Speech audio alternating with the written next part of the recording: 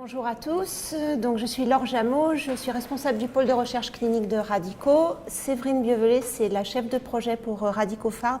Donc comme l'a dit Christine, l'objectif c'est de vous dire où on en est sur le projet de cohorte Radico-Phare, qui était un projet qui avait été soumis en 2014 par Christine à un appel à projet qui avait été lancé par Radico pour monter des cohortes sur les maladies rares. Il a été sélectionné et donc après sa sélection, il a s'agi de mettre en œuvre tout ce qui était nécessaire pour construire la cohorte d'un point de vue structurel bien sûr, mais aussi d'un point de vue protocolaire.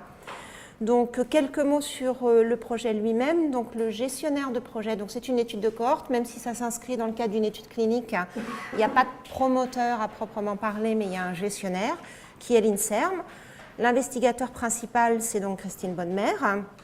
Il y a 6 centres investigateurs, 6 centres de référence plus 14 centres de compétences répartis sur toute la France qui sont prévus à ce jour pour inclure des patients dans cette cohorte. Néanmoins, il faut savoir que si d'autres centres plus tard souhaitaient se joindre à la cohorte, ce n'est pas parce qu'on démarre avec une vingtaine de centres qu'on ne peut pas élargir si d'autres centres souhaitent venir.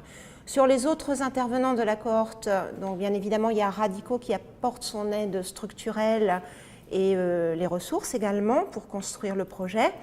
Donc le chef de projet en recherche clinique, c'est Séverine Bievelet, et le chef de projet en système d'information, puisqu'on fait un CRF électronique, donc il y a une grosse structure derrière pour la base de données et les systèmes d'information, c'est Hans-Jürgen Wolf.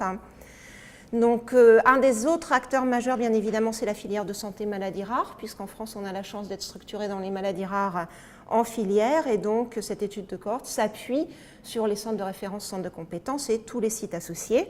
Et puis bien évidemment, une cohorte, c'est des patients, donc c'est également, bien évidemment, des associations de patients qui sont jointes à ce projet, qui ont une partie importante sur la réflexion et sur notamment aussi une aide au recrutement des patients et à la gestion globale. Donc on attend des interactions fructueuses avec les associations patients, en plus des associations institutionnelles.